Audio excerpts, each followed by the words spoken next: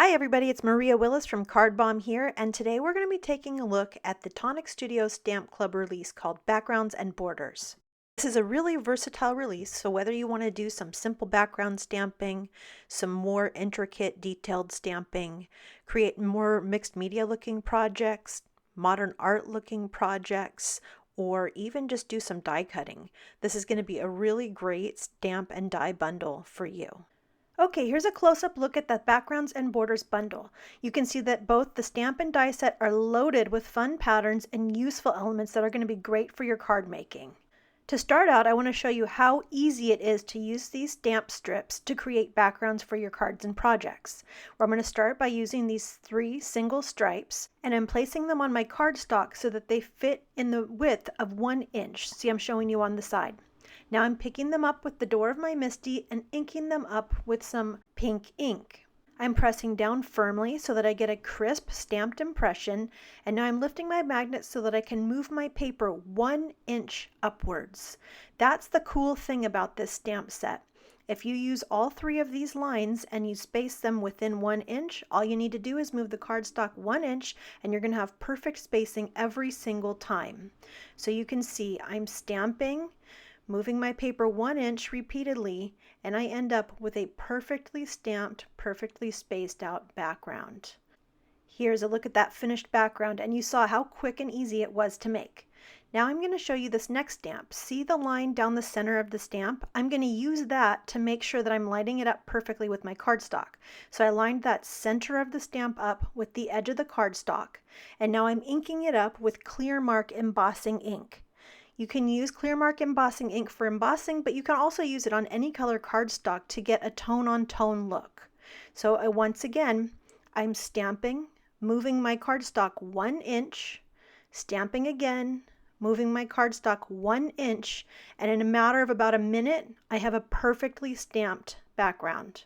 So that's the wonderful thing about this stamp set, is how easy it is to get perfect backgrounds very quickly.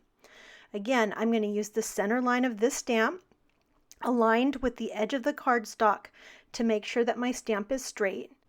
This time I'm using a white ink on a colored cardstock, but you can use any colors of ink that you want. You can switch your ink color every single time that you stamp down and do rainbow inks or coordinating colored inks.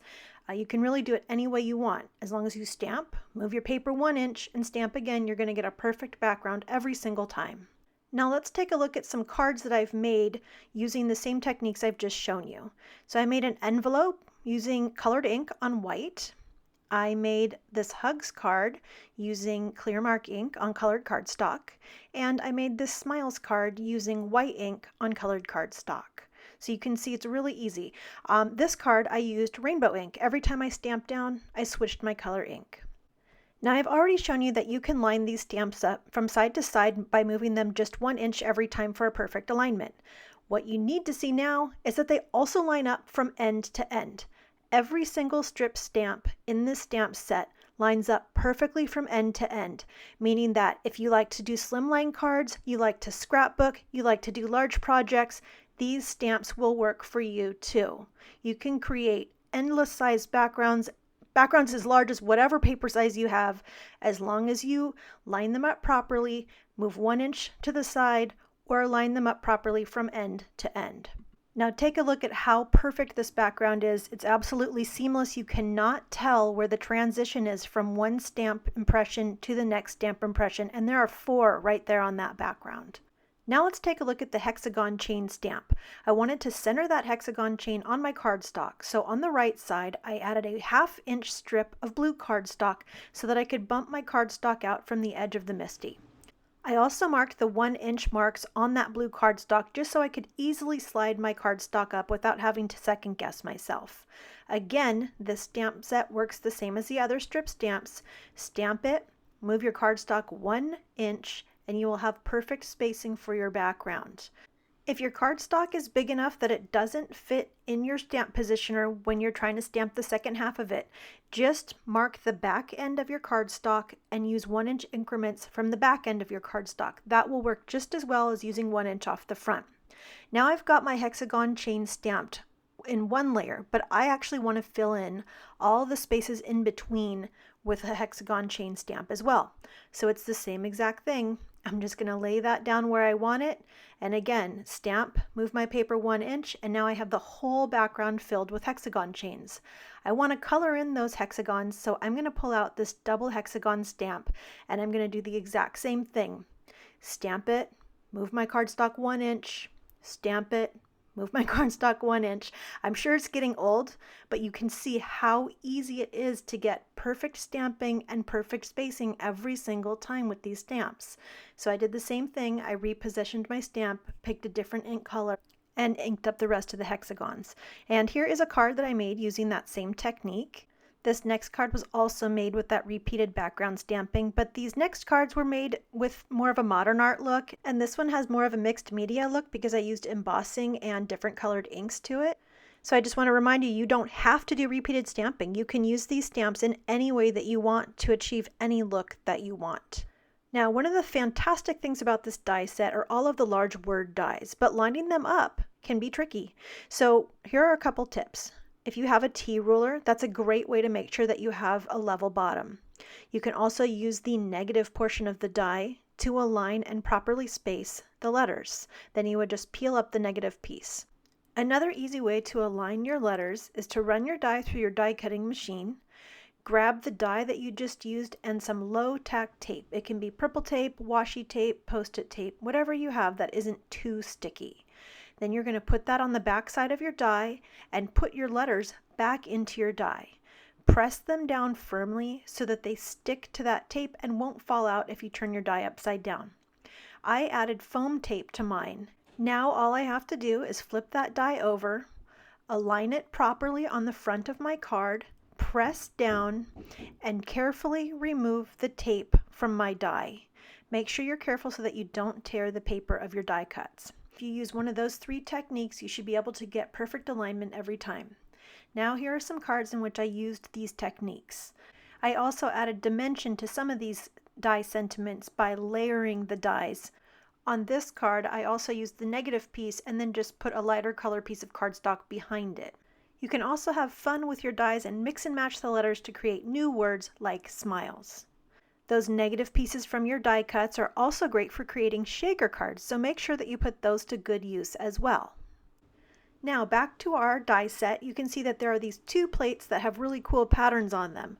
You can use these plates to create confetti, but you can also use them to create really fun die cut backgrounds, as I have here on this card. You can also use this background to create a full front shaker card, which would be so cool. Now, another thing that you can do with those 2 pattern die plates is to create your own stencil, as I have done with this white piece of cardstock. I'm going to ink blend some blue ink over the top of it and create a patterned background with a really subtle look. The next die that I want to look at is this hexagon chain die. This die has some really cool features. If you look at the ends of it, you can see that the ends of the chain do not cut the paper. So you can see here's one length of chain, and this die does, by the way, match the stamp. But let me show you what happens when you run it through your die machine and it doesn't cut out the ends. You'll see that it's kind of looped into the background and it doesn't come out.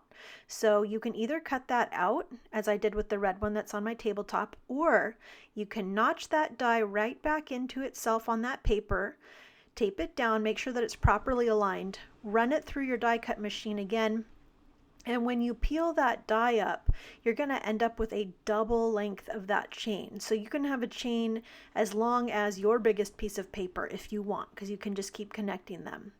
Now, another cool element of this die set are these small circular and hexagon dies that have, they die cut into your background without cutting out the background. So I'm just going to pick 4 of those out and put them in the center of the hexagon chain and tape them down, run it through my die cutting machine, and when I peel them off, what you're going to see is that they've left these really great patterns cut into the center of the hexagon. You can also use those to create really fun textured backgrounds on your cards, and there is one that's shaped like a hexagon as well. And the next thing I want to show you about this hexagon chain is that these hexagons interlock perfectly. So you can cut them out and nestle them together to create really neat backgrounds, as I have done with this card.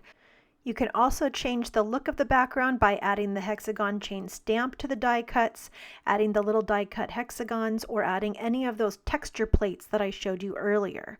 Now, speaking of those texture plates, in addition to the 4 that I already showed you, there are 2 larger circle ones and a hexagon one. The largest circle and the hexagon both have coordinating dies that do cut them out. So if you wanted to pop those textured pieces up on your cards, you could do that as well. Now let's take one last look at all of the cards that I've made for this release. And as we do, I want to let you know that this Backgrounds and Borders bundle is exclusive to Tonic Studios and is available now at both the Tonic Studios UK and USA shops. For more information on this release, you can click the links in the description box below. If you'd like more inspiration, to see more samples, and to be able to enter a giveaway to win this bundle for free, please head to my blog at www.cardbomb.com. Thank you so much for joining us for this month's release, and happy crafting, everybody!